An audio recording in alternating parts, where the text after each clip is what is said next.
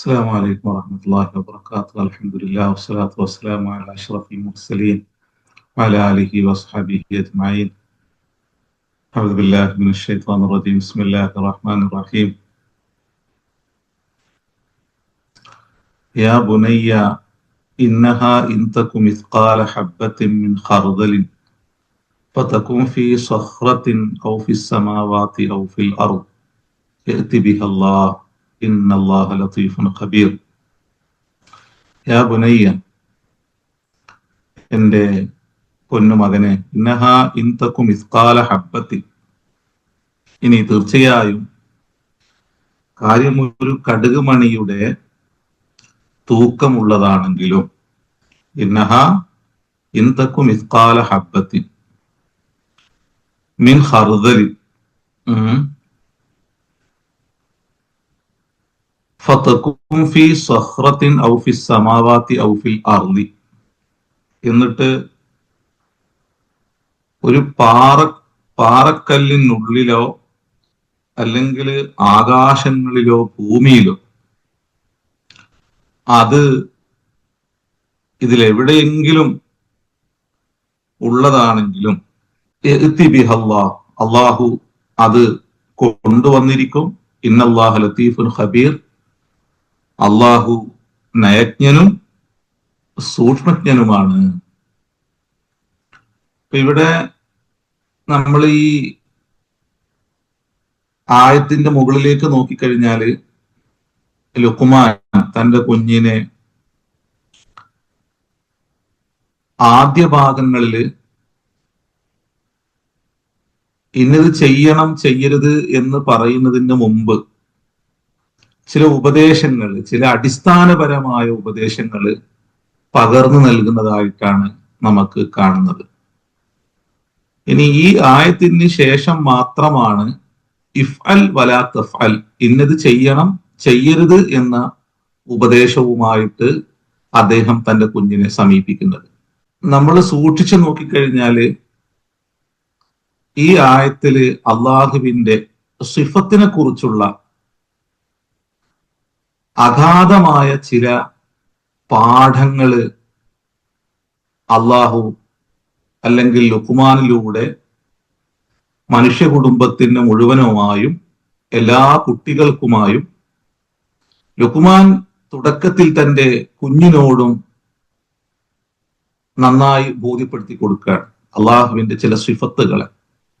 അപ്പൊ മനുഷ്യന് ഇന്നത് ചെയ്യണം ചെയ്യരുത് എന്ന് അറിയുന്നതിന് മുമ്പ്, അല്ലെങ്കിൽ പഠിക്കുന്നതിന് മുമ്പ്, കേൾക്കുന്നതിന് മുമ്പ് അത് എന്തുകൊണ്ട് ഞാൻ അങ്ങനെ ചെയ്യണം അല്ലെങ്കിൽ അങ്ങനെ ചെയ്യരുത് എന്ന അറിവുണ്ടായിരിക്കണം. അതാണ് ഈ ഉപദേശത്തിന്റെ അടിസ്ഥാന ഭാഗം. വെറുതെ ഒരു നിയമം അല്ലെങ്കിൽ ഒരു കാര്യം ഒരാളോട് പറയുക എന്നുള്ളതിനപ്പുറം അത് എന്തുകൊണ്ട് നിങ്ങൾ അനുസരിക്കേണ്ടതുണ്ട്, എന്തുകൊണ്ട് അത് നിങ്ങൾ സൂക്ഷ്മതയോടുകൂടി കൈകാര്യം ചെയ്യേണ്ടതുണ്ട് എന്നുള്ളതിനെ കുറിച്ചുള്ള ഒരു അറിവ് പകരുക എന്നുള്ളത്, എന്ത് ചെയ്യണം ചെയ്യരുത് എന്നുള്ളതിനെ ന്യായീകരിക്കുന്ന അല്ലെങ്കിൽ അതിന് പിൻബലം നൽകുന്ന ഒരു അടിസ്ഥാന വിഷയമാണ്. അള്ളാഹുവിന്റെ അറിവിനെ കുറിച്ചുള്ള വളരെ ഗാഢമായ ചിന്ത തന്റെ കുഞ്ഞിന്റെ പകരാണ്. അതിലൂടെ ഒരു വലിയൊരു പാഠം അദ്ദേഹം നൽകുന്നത് പടച്ചവന്റെ അറിവിനെ മനുഷ്യന്റെ അറിവുമായിട്ട് താരതമ്യപ്പെടുത്തരുത് എന്നുള്ളൊരു പാഠാണ്. മനുഷ്യന് പലയിടങ്ങളിലും ദുർബലനാകുന്നതും ചിന്താശൂന്യനാകുന്നതും പ്രത്യേകിച്ച് ഈശ്വരനുമായിട്ട് ബന്ധപ്പെട്ട വിഷയത്തിൽ, പ്രപഞ്ച സ്രഷ്ടാവുമായിട്ട് ബന്ധപ്പെട്ട വിഷയത്തില്, അള്ളാഹുവുമായിട്ട് ബന്ധപ്പെട്ട വിഷയത്തിൽ പടച്ചവന്റെ കഴിവിനെ മനുഷ്യന്റെ കഴിവുമായിട്ട് താരതമ്യപ്പെടുത്തുന്നു എന്നുള്ളതാണ്. അവിടെയാണ് എല്ലാ പ്രശ്നങ്ങളും സംഭവിക്കുന്നത്. അതുകൊണ്ട് സൃഷ്ടിയായ മനുഷ്യൻ സ്രഷ്ടാവിനെ ആരാണ് ഉണ്ടാക്കിയെന്നുള്ളത് ചോദിക്കും. അത് ഞാനൊരു സൃഷ്ടിയാണ് എന്നുള്ളിടത്ത് വെച്ചുള്ള ചിന്തയിൽ നിന്നും പിന്നീട് അവൻ എത്തിപ്പെടുന്നത് ആ പടച്ചവൻ ആരാണ് സൃഷ്ടിച്ചത് എന്നുള്ള ചോദ്യത്തിലേക്കായിരിക്കും. മനുഷ്യ സൃഷ്ടിപ്പ് നടക്കുന്നത് രണ്ട് ശരീരങ്ങളുടെ കൂടിച്ചേരലിലൂടെയാണ് എന്നുള്ള മനുഷ്യന്റെ അറിവിൽ നിന്ന് മനുഷ്യനൊരു തെറ്റായ വാദം ഉന്നയിക്കും. ദൈവത്തിന് സന്താനങ്ങളുണ്ട്, ദൈവത്തിന്റെ മകനാണ്, ദൈവത്തിന്റെ സന്താനമാണ് എന്ന തെറ്റായ ഒരു ധാരണയിലേക്ക് മനുഷ്യന് മാറും. എന്നാൽ അള്ളാഹു മനുഷ്യനോട് സംസാരിക്കുമ്പോൾ മനുഷ്യന്റെ ചിന്തക്ക് ഉൾക്കൊള്ളാൻ കഴിയുന്ന, അവന് കേട്ടാൽ അവന് മനസ്സിലാക്കാൻ പറ്റുന്ന രൂപത്തിലുള്ള വാക്കുകൾ ഉപയോഗിച്ചുകൊണ്ട് അള്ളാഹു മനുഷ്യനോട് സംവദിക്കുമ്പോൾ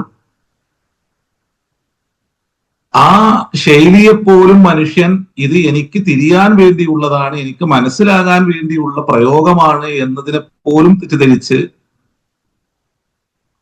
ആ ആയത്തിൽ ഇങ്ങനെയുണ്ടല്ലോ വാക്കുകൾ എന്ന രൂപത്തിൽ അവന് അതിന് തെറ്റായി മനസ്സിലാക്കുകയും ചെയ്യും. അപ്പൊ അത്തരത്തിലുള്ള തെറ്റായ ധാരണകളെ മുഴുവനും തിരുത്തേണ്ടതിന്റെ അനിവാര്യതയെ ഒരു കുഞ്ഞിന് ആദ്യമേ പകർന്നു നൽകുകയാണ് ഒരു പിതാവ് ഇവിടെ. അപ്പൊ അള്ളാഹുവിന്റെ അഗാധ ജ്ഞാനത്തെക്കുറിച്ച്, അള്ളാഹുവിന്റെ മുത്തലഖായ ഇൽമിനെ കുറിച്ചുള്ള ഒരു വലിയ പാഠമാണ് ഈ ആയത്തിലൂടെ ലുഖ്മാൻ തന്റെ കുഞ്ഞിന് നൽകുന്നത്.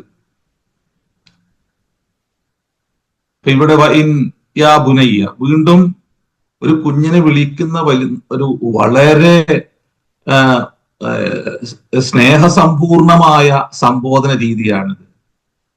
അതിനെക്കുറിച്ച് നമ്മൾ മുമ്പ് പറഞ്ഞിട്ടുണ്ട്, എങ്ങനെയാണ് ഒരു കുഞ്ഞിനെ വിളിക്കേണ്ടത്. ഉപദേശത്തിന്റെ മുന്നോടിയായി ഒരു കുഞ്ഞിനോടുള്ള സമീപനം എന്തായിരിക്കണം, വാക്കിൽ, നോട്ടത്തിൽ, ഇടപെടലിൽ എല്ലാം തന്നെ ആ കുഞ്ഞൊരു പിതാവിനെ സ്വാധീനിക്കണമെങ്കിൽ, പറയുന്ന കാര്യങ്ങൾ ആ കുഞ്ഞിന്റെ മനസ്സിൽ നന്നായി തറക്കണമെങ്കിൽ, ആ കുഞ്ഞിന്റെ മനസ്സിൽ അതിനെക്കുറിച്ചുള്ള വികാരങ്ങൾ ഉണ്ടാവണമെങ്കിൽ ഒരു പിതാവിന്റെ സമീപനം ഏറ്റവും സ്നേഹസമ്പൂർണമായിരിക്കണം എന്ന ഒരു വലിയൊരു പാഠം ഒരു കുഞ്ഞിനെ വിളിക്കുന്നതിലൂടെ ആ കുഞ്ഞിനോട് പുലർത്തുന്ന സ്നേഹത്തിന്റെ ഗാഠതയെ അള്ളാഹു ഈ വാക്കിൽ ചേർത്ത് വെക്കുന്നുണ്ട്. യാ ബുനയ്യ, എന്റെ പൊന്നു മോനെ, ഇൻതകു മിസ്കാല ഹബ്ബത്തിൻ മിൻ ഖർദലിൻ, അല്ലേ?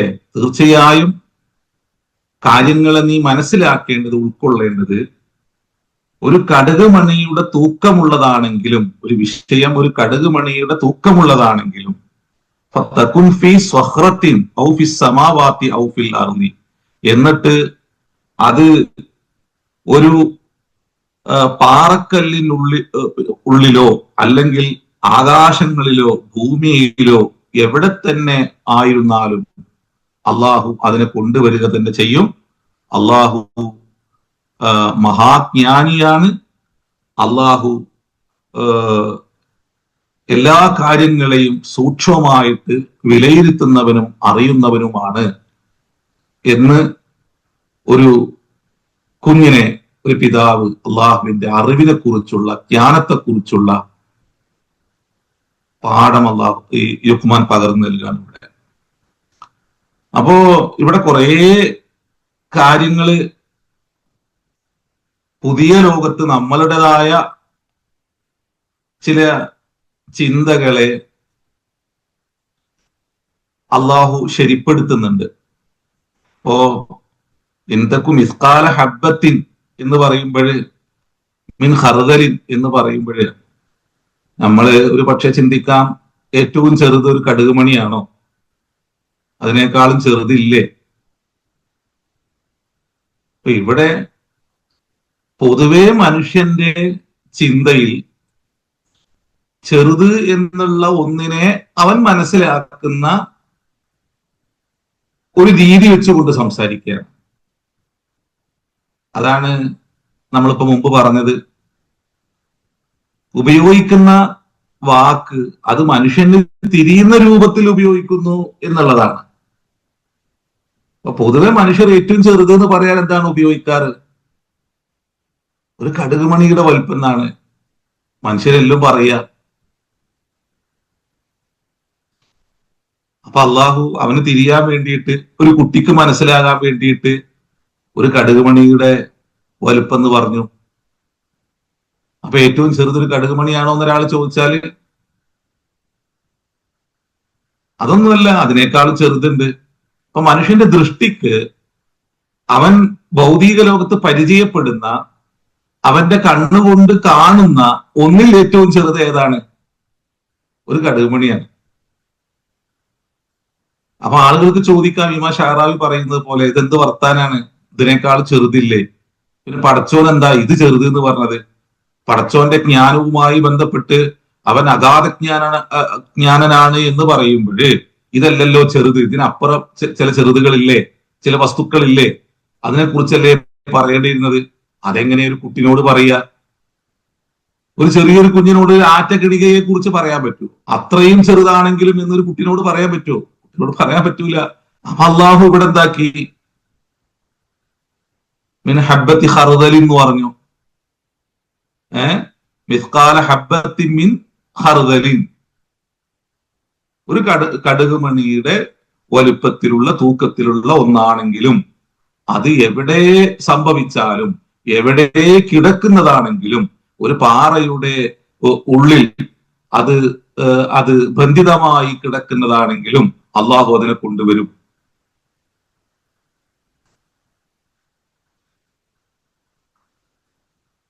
അപ്പോ അള്ളാഹു ഏറ്റവും ചെറുത് എന്നൊരു കുഞ്ഞിനെ പഠിപ്പിക്കാന് അവന്റെ അറിവില്, അവന്റെ കാഴ്ചയിൽ അവൻ ഏറ്റവും ചെറുതായിട്ട് കാണുന്ന ഒന്നിനെ വെച്ചുകൊണ്ട് ബോധ്യപ്പെടുത്തുന്നു. എന്നാല് ഒരു മനുഷ്യനുമായിട്ട്, മനുഷ്യ കുടുംബവുമായിട്ട് ബന്ധപ്പെട്ട് അവന്റെ കർമ്മങ്ങളെ വിലയിരുത്തുന്നിടത്ത്, ബോധ്യപ്പെടുത്തുന്നിടത്ത് അള്ളാഹു ഈ വാക്ക് ഉപയോഗിക്കൂല. അപ്പോ മിസ്കാല ദർറത്തിൻ ഖൈറൻ യറഹു വമൻ യഅമൽ മിസ്കാല ദർറത്തിൻ ശർറൻ യറഹു. അപ്പൊ അവിടെ ഒരു അണു എന്ന് ഉപയോഗിച്ചു, ഒരു അണു, ദർറത്ത് എന്നൊരു വാക്ക് ഉപയോഗിച്ചു. അപ്പൊ വീണ്ടും ചോദിക്കാം, ഇതെന്താ ദർറത്ത് എന്നല്ല ഉപയോഗിച്ചത്? അത് ഈ പുതിയ ലോകത്ത് മനുഷ്യന്റെ പഠനം എന്ന് പറയുന്നത് ആറ്റം വിഘടിക്കും എന്നുള്ളതാണല്ലോ. അപ്പൊ എന്താ പിന്നെ അങ്ങനെ പറഞ്ഞത്? മനുഷ്യന്റെ ചോദ്യങ്ങളാണേ. അതിനേക്കാളും ചെറുതില്ലേ ഒരു ആറ്റം? എത്ര എത്ര എത്ര കണ്ട് അത് വിഘടിക്കും. അപ്പൊ എങ്ങനെ ഒരു ദർറത്ത് എന്ന് എങ്ങനെ പറയാം? മനുഷ്യനോട്, ഭൂരിപക്ഷ മനുഷ്യരോട് പറയാൻ പറ്റുന്ന ഒരു വർത്താനം അപ്പൊ അതാണ്. വമൻ യഅമൽ മിസ്ഖാല ദർറത്തിൻ ഖൈറൻ യറഹു വമൻ യഅമൽ മിസ്ഖാല ദർറത്തിൻ ശർറൻ യറഹു. അപ്പൊ അതിനേക്കാളും ചെറുതില്ലേ? അപ്പൊ ആ ചെറുതിനെ കുറിച്ചൊന്നും പഠിച്ചവൻ നിങ്ങൾക്ക് പറഞ്ഞു തരുന്നില്ലേ എന്ന് ചോദിച്ചാൽ ഉണ്ട്. അത് വിഘടിക്കുമെന്നും അതിനേക്കാളും ചെറുതുണ്ടെന്നും അള്ളാഹു പിന്നെ പറയുന്നുണ്ട്. അത് ചിന്താപരമായ ലോകവുമായി ബന്ധപ്പെട്ട് അഗാധമായ പഠനത്തിന്റെ മേഖലയെ മനുഷ്യൻ അറിയേണ്ടതുണ്ട് എന്ന വിഷയത്തെ കുറിച്ച് പറയുമ്പോൾ അള്ളാഹു പറയും, അള്ളാഹു ഈ വേദത്തിൽ അള്ളാഹു ഒന്നിനെയും വിട്ടിട്ടില്ല. വല അസ്ഗറ ദാലിക വല അക്ബറ ഇല്ലാ ഫി കിതാബിൻ മുബീൻ. അപ്പൊ അതിനേക്കാളും ചെറുതുണ്ട് എന്ന് അള്ളാഹു പറഞ്ഞു വെക്കുന്നുണ്ട് സൂറത്ത് യൂനുസിലെ ഒരായത്തിന്റെ ഭാഗമാണ്. അപ്പൊ ചുരുക്കി പറഞ്ഞാല്, എന്തുകൊണ്ട് ഒരു കടുകുമണിനെ കുറിച്ച് മാത്രം പറഞ്ഞു എന്നൊരു ചോദ്യം ഒരു പക്ഷേ പുതിയ ലോകത്ത് ഇങ്ങനെ പഠിക്കുന്ന ആളുകള് ചോദിച്ചേക്കാം. അപ്പൊ ഒരു കുട്ടിനോട് പറയാൻ പറ്റുന്ന ഏറ്റവും നല്ലൊരു ശൈലി, മോനെ, ഒരു കടുകുമണിയുടെ വലുപ്പത്തിലുള്ള വസ്തു അത് എവിടെ വീണാലും അള്ളാഹു കൊണ്ടുവരും. അതാണ് അള്ളാഹു നിന്നോട് ഈ വചനത്തിലൂടെ അള്ളാഹു പറയുന്നത്. അപ്പൊ അള്ളാഹുവിന്റെ ഒരു കുട്ടിക്ക് ബോധ്യപ്പെടുത്താൻ പറ്റുന്ന പടച്ചോന്റെ ഇൽമിനെ കുറിച്ചുള്ള, അവന്റെ അറിവിനെ കുറിച്ചുള്ള, അവന്റെ സൂക്ഷ്മജ്ഞാനത്തെ കുറിച്ചുള്ള ഒരു അറിവ് ഒരു കുഞ്ഞിന് പകർന്നു നൽകാൻ പറ്റുന്ന ഒരു ശൈലിയെ അള്ളാഹു ലുക്കുമാനിലൂടെ തന്നെ അള്ളാഹു ഉദ്ധരിക്കുന്നു. അപ്പൊ അള്ളാഹു ഇതെല്ലാം അറിയും എന്ന് പറയുന്നത് അത് എങ്ങനെ? സൂറത്ത് മുൽക്കിലെ ഇതുമായിട്ട് ബന്ധപ്പെട്ടിട്ടുള്ള ഒരു ആയത്തുണ്ടല്ലോ, എങ്ങനെയാണത്? അലാ യഅലമു മൻ ഖലഖ വഹുവൽ ലത്തീഫുൽ ഖബീർ. ഇതുപോലെ ഒരായത്ത് സൂറത്ത് മുൽക്കിലെ ഒരായത്ത്. അപ്പൊ അള്ളാഹു എല്ലാം അറിയുന്നവനാണ്, എല്ലാ കാര്യങ്ങളെയും സൂക്ഷ്മമായിട്ട് അവന് അടുത്തറിയുന്നവനാണ് എന്ന് പറയുമ്പോൾ മനുഷ്യനെ സംബന്ധിച്ചിടത്തോളം കാണുന്നതെല്ലാം പുറത്തു കൊണ്ടുവരാൻ അവന് കഴിയൂല. കാണുന്നതെല്ലാം പുറത്തു കൊണ്ടുവരാൻ അവന് കഴിയില്ല. അപ്പൊ പിന്നെ കാണാത്തതിനെ പുറത്തു കൊണ്ടുവരാൻ തീരെയും പറ്റൂല. അപ്പൊ മനുഷ്യന്റെ, പ്രത്യേകിച്ച് ഒരു കുട്ടിയുടെ ചിന്തക്ക് ഉൾക്കൊള്ളാൻ പറ്റുന്ന രൂപത്തിൽ മനുഷ്യന് സാധ്യമാകാത്ത അത്രയും ചെറിയ ഒരു സംഗതി ഒരു പാറയുടെ ഉള്ളിൽ സംഭവിച്ച് അത് കിടക്കുന്ന ഇടത്തെ അറിയുന്നവൻ, അതിനെ പുറത്തു കൊണ്ടുവരാൻ കഴിവുള്ളവൻ. ഒരു കുട്ടിക്ക് പടച്ചോന്റെ അറിവിനെ, കഴിവിനെ ബോധ്യപ്പെടുത്താൻ പറ്റുന്ന ഒരു ശൈലി. അപ്പോ ഇന്നഹു യഅലമുൽ ജഹ്റ മിനൽ ഖൗലി വയഅലമു മാ തക്തുമൂൻ. അള്ളാന്റെ അറിവ് എന്താണ്? അപ്പോ യഅലമുൽ ജഹ്റ മിനൽ ഖൗലി എന്ന് പറഞ്ഞാല് സംസാരങ്ങളിൽ നിന്ന് മനുഷ്യൻ പരസ്യമാക്കുന്നതിന്, അതുപോലെ തന്നെ അവൻ ഗോപ്യമായി വെക്കുന്നതിന്, രഹസ്യമാക്കി വെക്കുന്നതിന് എല്ലാം പടച്ചോനാണ്. അപ്പൊ അതെന്ത് വർത്താന? മനുഷ്യൻ പരസ്യമാക്കുന്നത് ഉറപ്പായിട്ട് എല്ലാവരും അറിയില്ലേ? മനുഷ്യൻ രഹസ്യമാക്കി വെക്കുന്നത് ഓക്കെ, അവൻ പരസ്യമാക്കുന്നത് അറിയുമെന്ന് പറഞ്ഞാല് അതിലെന്താണ്? ആ മനുഷ്യന്റെ ചില ചിന്താശൂന്യതകളാണ്. അതിൽ മുസ്തശ്രിഖീങ്ങള് ഈ ഇതിനെക്കുറിച്ചുള്ള ഈ രൂപത്തിൽ വിമർശനങ്ങൾ നടത്തിയിട്ടുണ്ട്. അതുകൊണ്ടാണ് ഇപ്പോ നമ്മളും ഈ വിഷയം ഇവിടെ ചർച്ച ചെയ്യുന്നത്. ഇന്നഹു യഅലമുൽ ജഹ്റ മിനൽ ഖൗലി എന്ന് പറഞ്ഞാല് പിന്നെ അള്ളാഹു മനുഷ്യന്റെ ഒരു മൈതാനത്ത് നിന്ന് മനുഷ്യരെല്ലാവരും കൂടി ശബ്ദിക്കുന്ന ആ ശബ്ദങ്ങളെ വേർതിരിച്ചറിയും എന്നാണ് ആ വാക്കിന്റെ അർത്ഥം. അതായത് ഇന്ന ഇൽമൽ ജഹരി അഅ്ലമു മിൻ ഇൽമി സിദ്ദി വ അബ്ലഗു എന്ന് ഇതിനെ വ്യാഖ്യാനിച്ചുകൊണ്ട് പണ്ഡിതന്മാർ പറയുന്നുണ്ട്. പ്രത്യേകിച്ച് ഇമാം ഷഅറാവി. രഹസ്യമായത് അറിയുന്നതിനേക്കാളും വലിയ സംഭവം തന്നെയാണ് മനുഷ്യൻ പരസ്യമാക്കുന്നതിനെ കുറിച്ച് അള്ളാഹു അറിയുന്നു പറയുന്നത്. അതെങ്ങനെയാണ്? ഒരു വിഷയം ഉണ്ടാകുമ്പോ ആളുകള് ഒരു പ്രകടനം നടത്തുക. അപ്പോ 10,000-കണക്കിന് ആൾക്കാരുണ്ട്. ഒരു പ്രത്യേക വിഷയത്തിൽ പ്രതിഷേധം അറിയിച്ചുകൊണ്ട് ആളുകൾ മുദ്രാവാക്യം വിളിക്കുന്നു. അത് ഗവൺമെന്റിന്റെ ദൃഷ്ടിയിൽ അത്തരത്തിലുള്ള മുദ്രാവാക്യങ്ങള് അത് നിയമപരമായി നേരിടേണ്ട ഒന്നായി മാറുമ്പോൾ അവിടെ കേസെടുക്കേണ്ടി വരും. അപ്പൊ അതിൽ എത്ര പേർക്കെതിരെ കേസെടുക്കും? അവർ പറഞ്ഞതെല്ലാം എങ്ങനെയാണ് വേർതിരിച്ചറിയുക? അത് മനുഷ്യന് സാധ്യല്ല. എന്തൊക്കെയാണ് അത്? ഇന്ന ആളാണോ പറഞ്ഞത് എന്ന് എങ്ങനെയാണ് മനുഷ്യന് അറിയാൻ പറ്റുക? ശബ്ദങ്ങൾ കൂടിക്കലരുമ്പോൾ. അപ്പൊ ചില ആളുകളെ മാത്രം അവർക്ക് ഫോക്കസ് ചെയ്യേണ്ടി വരും. എന്നാൽ ഇവിടെ സംസാരങ്ങളിൽ നിന്നുള്ള ജഹറിനെ അള്ളാഹു അറിയുന്നു പറഞ്ഞാല് മനുഷ്യ കുടുംബം മുഴുവനും ഒരിടത്ത് ഒരുമിച്ച് കൂടി അവർ ഏത് തരത്തിലുള്ള കാര്യങ്ങൾ പറഞ്ഞാലും ഓരോ വ്യക്തിയിലേക്കും അവൻ പറഞ്ഞ ഒന്നിനെ ചാർത്തി കൊടുക്കാൻ കഴിവുള്ളവനാണ് എന്നാണ് ആ വാക്കിന്റെ അർത്ഥം. അതാണ് അള്ളാഹുവിന്റെ ഇൽമ് എന്ന് പറയുന്നത് എന്നാണ് ഈ ആയത്ത് പഠിപ്പിക്കുന്നത്.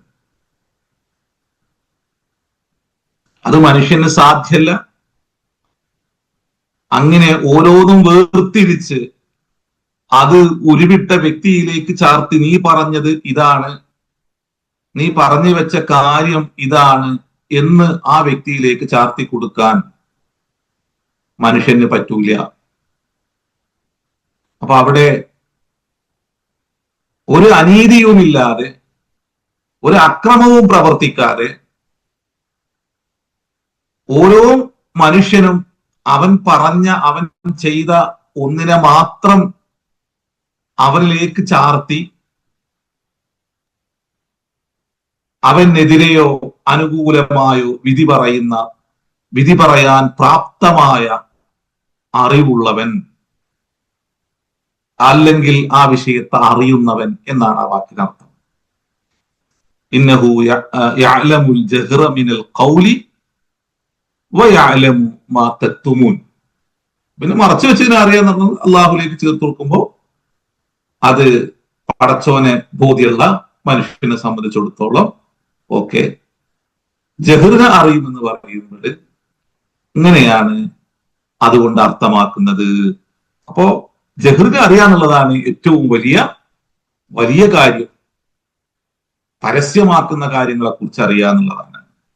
അതൊരു വ്യക്തിയിലേക്ക് ചാർത്തിക്കൊണ്ടല്ല, മനുഷ്യ കുടുംബത്തിലേക്ക് ചാർത്തിക്കൊണ്ടുള്ള വർത്തമാനമാണ് അള്ളാഹു ഇവിടെ പറയുന്നത്. ലുഖ്മാൻ തന്റെ കുഞ്ഞിനോട് അള്ളാഹുവിന്റെ മഹാജ്ഞാനത്തെക്കുറിച്ച്, അള്ളാഹുവിന്റെ ഇൽമിനെ കുറിച്ചെല്ലാം ആദ്യം ബോധ്യപ്പെടുത്തി കൊടുക്കുകയാണ് ഇവിടെ ചെയ്യുന്നത്. അപ്പൊ നമുക്കും ഇതൊരു പാഠം നൽകുന്നുണ്ട്. വെറുതെ മോനെ നിസ്കരിക്കുക എന്ന് പറയല്ല, സ്വലാത്ത് നിർവഹിക്കുക എന്ന് പറയല്ല. ആ സ്വലാത്ത് നിർവഹിക്കുക എന്ന് പറയുന്നതിന് മുമ്പ് ആ കർമ്മം ആത്മാവ് തൊട്ടറിഞ്ഞുകൊണ്ടുള്ള കർമ്മമാകണമെങ്കിൽ ഞാൻ ആർക്ക് മുമ്പിലാണ് ആ കർമ്മം നിർവഹിക്കുന്നതെന്നും അത് എന്റെ വ്യക്തി ജീവിതവുമായി എങ്ങനെയാണ് ബന്ധപ്പെട്ടിരിക്കുന്നതെന്നും അവൻ നന്നായിട്ട് അറിയണം. അത് അറിയണമെങ്കിൽ ആർക്ക് വേണ്ടിയാണ് ഈ കർമ്മങ്ങൾ അനുഷ്ഠിക്കുന്നത്, അവന്റെ കഴിവെന്താണ്, അവന്റെ അളമത്ത് എന്താണ്, ഇൽമെന്താണ്, കുദ്റത്ത് എന്താണ് എന്നുള്ളതിനെ കുറിച്ചുള്ള അറിവ് ആ കേൾക്കുന്ന വ്യക്തിക്കുണ്ടായിരിക്കണം. അപ്പോൾ മാത്രമേ ആ ചെയ്യുന്ന പ്രവൃത്തിയുടെ ആത്മാവ് തൊട്ടറിഞ്ഞുകൊണ്ട് ഏതൊരു വ്യക്തിക്കും അത് അനുഷ്ഠിക്കാൻ പറ്റുള്ളൂ. ഇന്ന് ആത്മാവുടരാത്ത കർമ്മങ്ങളാണ് നമ്മളും നമ്മുടെ മക്കളും ചെയ്തു പോകുന്നത്.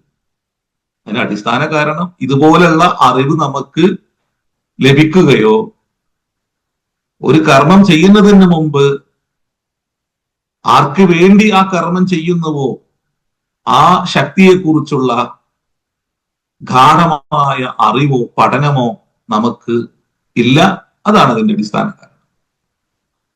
മൗലാന അബുൽ ഹസൻ അലി നദവി അദ്ദേഹത്തിന്റെ ഖുർആനെ ഇഫാദാത്തിൽ ഒരു സംഭവത്തിരിക്കുന്നുണ്ട്. ഉത്തരേന്ത്യയില് ഒരു മുഗൾ ഭരണകാലത്ത് ഒരു ഗ്രാമത്തിൽ ഒരു പള്ളി നിർമ്മിച്ചതുമായി ബന്ധപ്പെട്ട ഒരു വിഷയമാണ് അദ്ദേഹം അതിൽ ഉദ്ധരിക്കുന്നത്. കുറെ വർഷങ്ങൾക്ക് മുമ്പ് വായിച്ചതാണ്, ഞാൻ ആ പേരെല്ലാം മറന്നുപോയി. അത് രാജസ്ഥാനിലാണ് സംഭവം. അപ്പോ മസ്ജിദെല്ലാം വളരെ പ്രൗഢമായിട്ട് നിർമ്മിച്ചു. അവിടെ ഉണ്ടായിരുന്ന ആ പ്രാദേശിക ഭരണകൂടം മസ്ജിദ് നിർമ്മിച്ചു. അങ്ങനെ മസ്ജിദിന്റെ ഉദ്ഘാടനം കഴിഞ്ഞു. പക്ഷെ ആരും മസ്ജിദിൽ വരുന്നില്ല, സ്വലാത്ത് നിർവഹിക്കാൻ ആരും വരുന്നില്ല. അപ്പോ ആ ഭരണാധികാരി അവിടുത്തെ അറിയപ്പെടുന്ന ഒരു മുഫ്തിയുടെ അരികിൽ പോയിട്ട് ആളുകള് മനുഷ്യര് മസ്ജിദിൽ സ്വലാത്തിനായിട്ട് വരാത്തതിനെ കുറിച്ച് പരാതി പറഞ്ഞു. അപ്പൊ ഈ മുഫ്തി പറഞ്ഞു കൊടുത്തു, അതിനൊരു വഴിയുണ്ട്. ആളുകളെ മസ്ജിദിലേക്ക് അടുപ്പിക്കാൻ പറ്റുന്ന ഏറ്റവും നല്ല മാർഗം, നിങ്ങൾ ഒരാളെ കയ്യിൽ കുറെ കാശ് കൊടുത്തിട്ട് ആ മസ്ജിദിന്റെ ഉള്ളിൽ ഇരുത്തുക. എന്നിട്ട് മസ്ജിദിന്റെ വാതിൽ നല്ല താഴെ കൊണ്ട് പൂട്ടിക്കളയുക. ആളുകളോട് പോയിട്ട് പറയാ, മസ്ജിദിന്റെ ഉള്ളില് ഒരാള് കാശ് വിതരണം ചെയ്യാനിരിക്കുന്നുണ്ട്, എല്ലാരും പോയിട്ട് ആ കാശ് വാങ്ങിക്കോളൂ എന്ന് പറഞ്ഞാല് നിങ്ങൾ താഴിട്ട് പൂട്ടിയ ആ മസ്ജിദിന്റെ വാതില് അവര് തല്ലിപ്പൊളിച്ച് ആ മസ്ജിദിന്റെ ഉള്ളിൽ കയറുന്നു പറഞ്ഞു. മൗലാന അദ്ദേഹത്തിന്റെ ഖുർആൻ ഇഫാത്തിലെ സംഭവം ഉദ്ധരിക്കാട്ടോ. അപ്പോഴേ ഇദ്ദേഹം പറഞ്ഞു, അതെന്ത് വർത്താനാണ്, നമ്മള് കാശ് കൊടുക്കാൻ വേണ്ടിയിട്ടല്ലല്ലോ അത് ഉണ്ടാക്കിയിട്ടുള്ളത്, അവിടെ വന്ന് സ്വലാത്ത് നിർവഹിക്കാൻ വേണ്ടി ഉണ്ടാക്കിയതാണല്ലോ, അങ്ങെന്താണ് ഒരു വിഷയം പറയുമ്പോൾ ഈ രൂപത്തിൽ പറയുന്നത്? അദ്ദേഹം പറഞ്ഞു, നോക്കൂ, കാശ് കൊണ്ടുള്ള ഗുണം എന്താന്ന് മനുഷ്യർക്ക് അറിയും.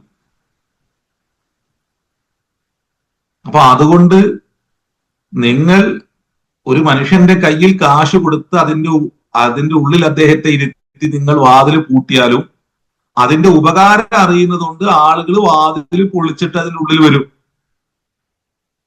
ഇപ്പോൾ നിങ്ങൾ മസ്ജിദ് നിർമ്മിച്ചിരിക്കുന്നു, അത് എന്തിനു വേണ്ടി എന്നുള്ളത് മനുഷ്യർക്ക് അറിയില്ല. അവിടെ വന്നാൽ എന്ത് മംഫഅത്ത് കിട്ടും, എന്ത് ഉപകാരം കിട്ടും, അതിനെക്കുറിച്ച് അറിയാത്തൊരു ജനതക്ക് മുമ്പിലാണ് ഇത്രയും വലിയൊരു മസ്ജിദുകൾ ഉണ്ടാക്കിയിട്ടുള്ളത്. അപ്പൊ നിങ്ങൾ ചെയ്യേണ്ടിയിരുന്ന ആദ്യ ഉത്തരവാദിത്വം, അത് നിർമ്മിക്കുന്നതിന് മുമ്പ് ഈ മസ്ജിദിന്റെ ഗുണഫലം എന്താണെന്നും അവിടെ വന്ന് നിങ്ങൾ ഈ കർമ്മം നിർവഹിച്ചാൽ നിങ്ങൾക്ക് ഏതെല്ലാം തരത്തിലുള്ള മംഫഅത്ത്, ഗുണം ലഭിക്കുമെന്നുമുള്ള പാഠം നിങ്ങൾ ഈ ജനതയെ പഠിപ്പിക്കേണ്ടിയിരുന്നു.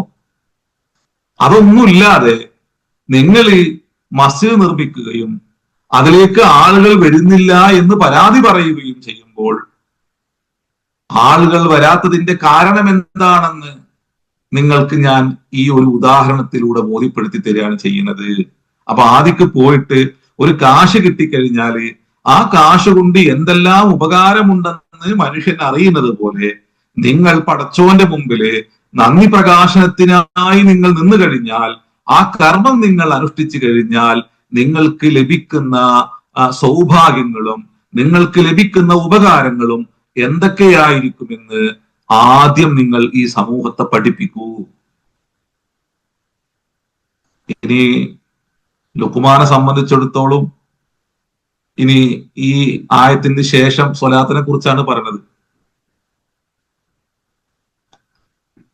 പടച്ചോനെ കുറിച്ചുള്ള, അള്ളാഹുവിന്റെ അറിവിനെ കുറിച്ചുള്ള, ജ്ഞാനത്തെ കുറിച്ചുള്ള, ഇടപെടലിനെ കുറിച്ചുള്ള നല്ല അറിവ് മനുഷ്യനുണ്ടായിരിക്കണം. എന്നാൽ മാത്രമേ നമ്മളിൽ നീതിബോധം ഉണ്ടാവുള്ളൂ. അല്ലാഹു സ്വമദ് ലം യലിദ് വലം യൂലദ്. അള്ളാഹു നിരാശ്രയനാണ്, അവൻ പിതാവോ പുത്രനോ അല്ല. അപ്പോ ചില ആളുകൾ പറഞ്ഞു യേശു അള്ളാഹുവിന്റെ മകനാണ്. ചില ആളുകൾ പറഞ്ഞു ഉസൈർ അള്ളാന്റെ പുത്രനാണ്. വഖാലത്തിൽ യഹൂദ് ഉസൈർ ബിനുല്ലാഹ് വഖാലത്തിൽ നസ്വാറൽ മസീഹ് ബിനുല്ലാഹ് എന്നവർ പറയുന്നു. എന്തുകൊണ്ടാണ് അത്തരത്തിലുള്ള ജൽപ്പനങ്ങൾ മനുഷ്യന് നടത്താൻ പറ്റുന്നത്? അള്ളാഹുവിന്റെ നീതിബോധത്തെ കളങ്കപ്പെടുത്തുകയാണ് ചെയ്യുന്നത്. നമ്മൾ സൂറത്ത് കഹ്ഫ് ചർച്ച ചെയ്ത് പോയപ്പോൾ അവിടെ ഈ സംഭവം നമ്മൾ പറഞ്ഞിട്ടുണ്ട്, നിങ്ങളെല്ലാം ഓർക്കുന്നുണ്ട് എന്ന് ഞാൻ കരുതണു. അള്ളാഹുവിന് നീതിബോധത്തെ ചോദ്യം ചെയ്യുകയാണ് ചെയ്യുന്നത്. അപ്പൊ ഞാൻ നേരത്തെ പറഞ്ഞതുപോലെ മനുഷ്യൻ ഒരു കുഞ്ഞ് ജനിക്കുന്നതിനെ കാണുന്ന ഒരു കാഴ്ചയുണ്ട്. അതിന് ആവശ്യമായ ഇടപെടലിനെ കുറിച്ചുള്ള ഒരു അറിവുണ്ട്.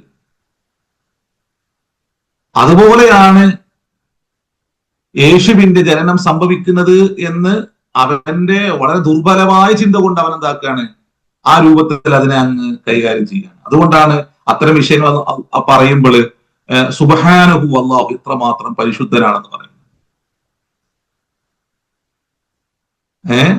ലാ സ്വാഹിബത്തം വല വലദ, അള്ളാഹ്ക്ക് ഭാര്യയോ സന്താനങ്ങളോ ഇല്ല എന്ന് അള്ളാഹു പറഞ്ഞു വെക്കുന്നത് അള്ളാഹുവിന് നീതിബോധത്തിന്റെ മൂർത്തമായ ഭാവത്തെ അവതരിപ്പിക്കാനാണ്.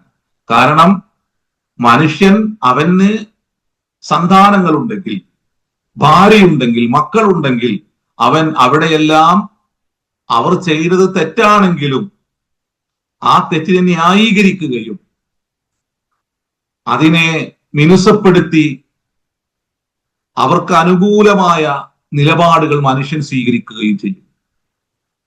അപ്പൊ മനുഷ്യൻ അനീതി പ്രവർത്തിക്കും. ആ അനീതി പ്രവർത്തിക്കാൻ അവന് ഹേതുകമായി മാറുന്നത് ഒന്നില്ലെങ്കിൽ അവന്റെ ഇഷ്ടപ്പെട്ട ആളുകളായിരിക്കും. അതിൽ തന്നെ മുൻഗണനാക്രമം അനുസരിച്ച് മാതാവ്, പിതാവ്, ഭാര്യ, സന്താനങ്ങളെല്ലാം കടന്നു വരും. അപ്പൊ പടച്ചോന് സന്താനങ്ങൾ ഉണ്ടെന്ന് പറഞ്ഞാൽ അവന്റെ നീതിബോധത്തിൽ നിങ്ങൾ ചാർത്തുന്ന കളങ്കമാണ് എന്നാണ് അള്ളാഹു പറഞ്ഞു വെക്കുന്നത്. കാരണം നിങ്ങളെപ്പോലെ സന്താനങ്ങൾ ഉണ്ടെങ്കിൽ അള്ളാഹു അനീതിയും പ്രവർത്തിക്കുമെന്ന് നിങ്ങൾ പറയുന്നുണ്ട് എന്നാണ് അതിനർത്ഥം. അള്ളാഹു റഹ്മാനാണ്, അള്ളാഹു റഹീമാണ്. അപ്പൊ അത് മനുഷ്യ സങ്കല്പത്തിന്, മനുഷ്യന്റെ അറിവിന് വ്യാഖ്യാനിക്കാൻ കഴിയാത്തതിനപ്പുറം മൂർത്തമായ റഹ്മത്തിനെ ഉൾക്കൊള്ളുന്നവനാണ് അള്ളാഹു. ഒരു തരി പോലും അന്യായം കാണിക്കാത്ത, അനീതി കാണിക്കാത്ത നീതിബോധത്തെ അള്ളാഹു പ്രകടിപ്പിക്കുന്നവനാണ്.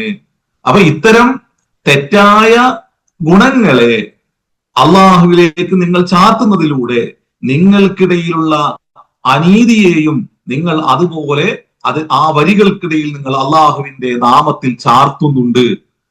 അതിനാൽ അള്ളാഹു ഭാര്യയെയോ സന്താനങ്ങളെയോ വെച്ചിരിക്കുന്നവനല്ല. അവന് ലാ സ്വാഹിബത്തം വലാ വലദ, അവൻ അനീതി കാണിക്കൂല. അതാണ് ആ വാക്കിന്റെ അർത്ഥം. അപ്പൊ മനുഷ്യ ചിന്തയിൽ അവൻ അനുഭവിക്കുന്ന, അവൻ അറിയുന്ന കാര്യങ്ങളെ അവന്റെ ചിന്താശൂന്യത കൊണ്ട് സൃഷ്ടാവായ അള്ളാഹുവിലേക്ക് ചാർത്തുമ്പോൾ അത് അള്ളാഹുവിന്റെ സിഫത്തുകളിൽ നിങ്ങൾ വരുത്തുന്ന അല്ലെങ്കിൽ ചാർത്തി കൊടുക്കുന്ന ന്യൂനതകളാണ്. അത് അള്ളാഹു ഇഷ്ടപ്പെടുന്നില്ല. അള്ളാഹുവിനെല്ലാം അപ്പുറമാണ്. സുബ്ഹാനഹു അമ്മാ യുശ്രികൂൻ, അവർ പങ്കു ചേർക്കുന്നത് ഏതൊന്നിൽ നിന്നും അള്ളാഹു വിശുദ്ധനാണ്. അപ്പൊ അള്ളാഹുവിനെ കുറിച്ച് നല്ല അറിവുണ്ടായിരിക്കണം. അള്ളാഹുവിന്റെ ഇൽമിനെ കുറിച്ച്, അള്ളാഹുവിന്റെ ഇടപെടലിനെ കുറിച്ച്, അവന്റെ കുദ്റത്തിനെ കുറിച്ചെല്ലാം അറിവുണ്ടായിരിക്കണം. അത് പകരണം ആദിക്ക് സമൂഹത്തിന്, അത് പകർന്നുകൊണ്ട് സംസാരിക്കണം. ഇബ്രാഹിം നബി, നമ്മളെ സമൂഹത്തിന്റെ വലിയ പ്രശ്നങ്ങൾ അതാണ്. ഒരു സമൂഹത്തെ എപ്പോഴും കൈകാര്യം ചെയ്യേണ്ട മാന്യമായ രീതിയും മാന്യമായ ശൈലിയുണ്ട്. ആ ശൈലി കൈവെടിഞ്ഞുകൊണ്ട് നമ്മൾ സ്വയം വലിയവനായി ചമഞ്ഞ് അവതരിപ്പിക്കുന്ന ഏതൊന്നും ആ മനുഷ്യനുള്ള അഹങ്കാരത്തെ ബോധ്യപ്പെടുത്തുന്നുണ്ട്.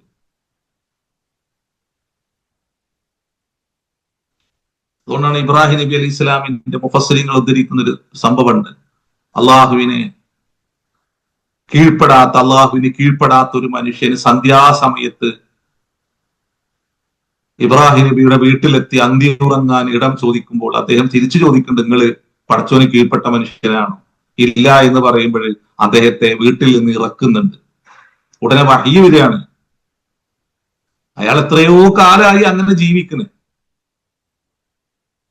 അദ്ദേഹത്തിന് ഇത്രയും കാലം ജീവിക്കാൻ എല്ലാ അവസരങ്ങളും നൽകിയ അള്ളാഹുവിന്റെ കാരുണ്യത്തെ അങ്ങേക്ക് മനസ്സിലാക്കാൻ കഴിഞ്ഞിട്ടില്ലല്ലോ.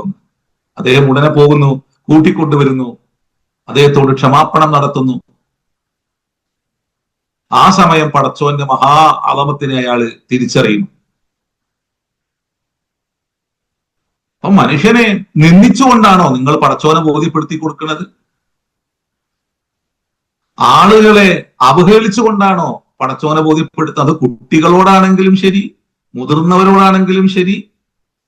നിങ്ങൾ ദൂരത്തേക്ക് നോക്കി ഞങ്ങളിൽ പെടാത്ത എല്ലാവരും മഹാപാപം ചെയ്യുന്നവരാണ്, മഹാ കുറ്റവാളികളാണ്. ഇവര് അന്ധകാലത്ത് മക്കയിലുള്ള ആളുകളെക്കാളും എത്രയോ വൃത്തികെട്ടവരാണെന്നതിൽ പറഞ്ഞിട്ട് അങ്ങ് പ്രസംഗിച്ചു കഴിഞ്ഞാല് ആ വരികളിൽ തന്നെ നമ്മുടെ അഹങ്കാരത്തെ നമുക്ക് ഒന്ന് കേട്ട് കഴിഞ്ഞാല് തിരിയും.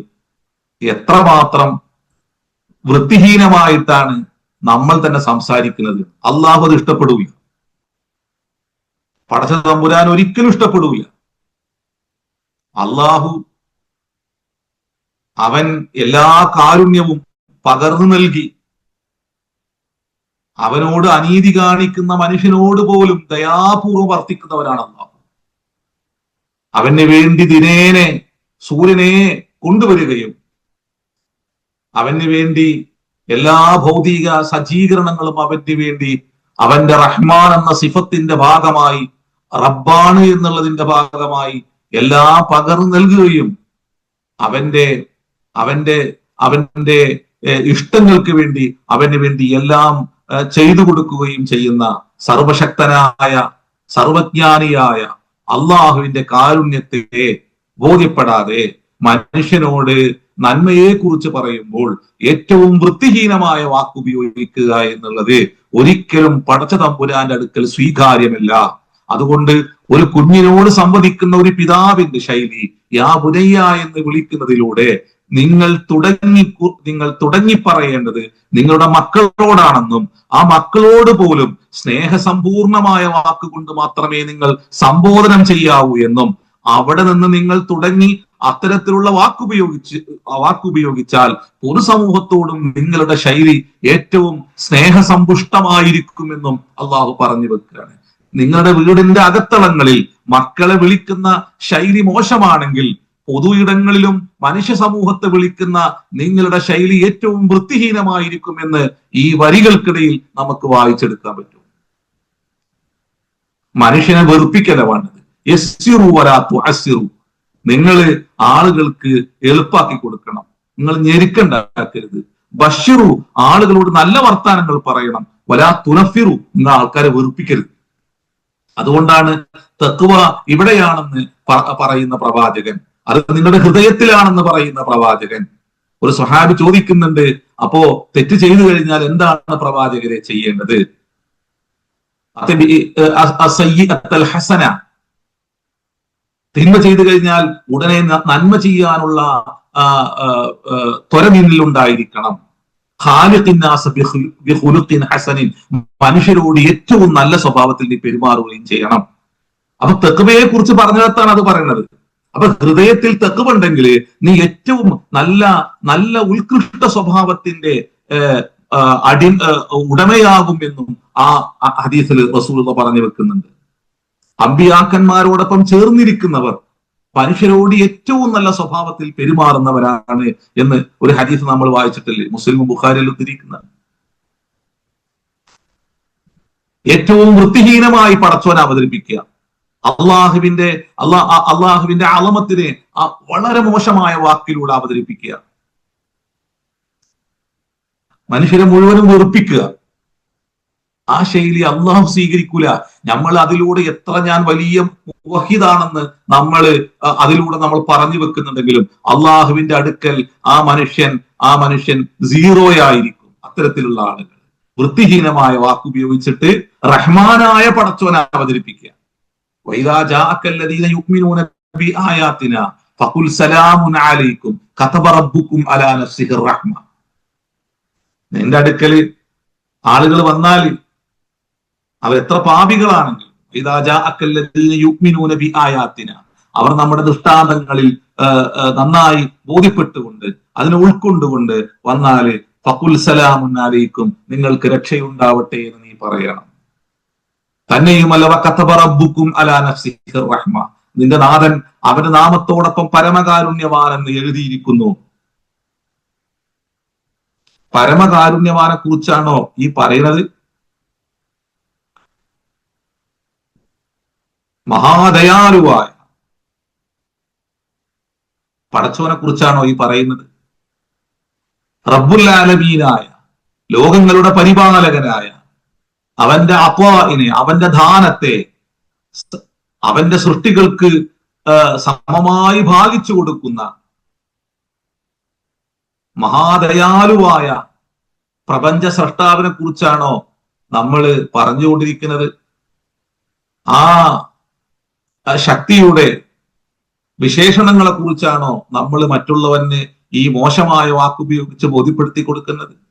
അപ്പോഴേ നമ്മൾ മക്കളോട് പോലും ഏറ്റവും കാരുണ്യപൂർവം പടച്ചോനെ ബോധ്യപ്പെടുത്തി കൊടുക്കണം. അത് ക്രൗധ രൂപത്തിലാകാൻ പാടില്ല, അത് മോശമായ ശൈലി ഉപയോഗിച്ചാകാൻ പാടില്ല. സ്നേഹ സമ്പൂർണമായിരിക്കണം, ദയാവായ്പയോട് കൂടിയായിരിക്കണം, അവന്റെ തിരിയുന്ന ശൈലിയിലായിരിക്കണം, അവന്റെ ബോധ്യപ്പെടുന്ന രൂപത്തിലായിരിക്കണം. അത് വീട്ടിൽ നിന്ന് തുടങ്ങണം. മക്കളിലൂടെ ആ ശൈലി ഉപയോഗിച്ച് അതിലൂടെ സമൂഹത്തിലേക്ക് എത്തുമ്പോൾ സമൂഹത്തോടും ഏറ്റവും മാന്യമായ ശൈലി ഉപയോഗിക്കണം. ഇന്ന് നമ്മുടെ ഈ ആയത്തുമായി ബന്ധപ്പെട്ട ചർച്ചയിൽ അള്ളാഹു നമ്മളെ ബോധ്യപ്പെടുത്തുന്ന പരിശുദ്ധ റസൂലിന്റെ വചനങ്ങളിലൂടെ പോകുമ്പോൾ ആ റസൂല് നമ്മെ ബോധ്യപ്പെടുത്തുന്ന സമകാലിക ചിന്തയിലെ ഏറ്റവും ശ്രദ്ധേയമായ ചിന്ത ഇതാണെന്ന് ഞാൻ മനസ്സിലാക്കുന്നു. അള്ളാഹു നമ്മളെല്ലാം അനുഗ്രഹിക്കട്ടെ. അള്ളാഹു നമ്മുടെ പാപങ്ങളെല്ലാം പൊറുക്കട്ടെ. എല്ലാവർക്കും നല്ല ചിന്തയും എല്ലാവരിലും അള്ളാഹുവിനെ ഏറ്റവും നന്നായി ഉൾക്കൊണ്ട് എല്ലാവരോടും കാരുണ്യപൂർവ്വം വർത്തിക്കുന്ന പടച്ചോന് മനുഷ്യരോടെല്ലാം തന്നെ അവന്റെ റഹ്മാൻ എന്ന സിഫത്ത് കൊണ്ട് ഏറ്റവും ഉന്നതമായി ഇടപെടുമ്പോൾ ആ റഹ്മാൻ എന്ന നാഥന് തിരിയുന്ന മനുഷ്യരെ ആ സിഫത്തിന് പേറിക്കൊണ്ട് ഏറ്റവും നല്ലവരായി മനുഷ്യരോട് ഇടപഴകി, മക്കളോട് ഇടപഴകി കഴിയാനുള്ള അറിവ് ആർജിക്കണം. അള്ളാഹു നമുക്കതിനുള്ള സൗഭാഗ്യം നൽകട്ടെ എന്ന് പ്രാർത്ഥിച്ച് ഇന്നത്തെ ഈ ചെറിയ ചർച്ച ഇവിടെ അവസാനിപ്പിക്കുകയാണ്. വാഹദാവാന അൽഹംദുലില്ലാഹി റബ്ബിൽ ആലമീൻ. അസ്സലാമു അലൈക്കും.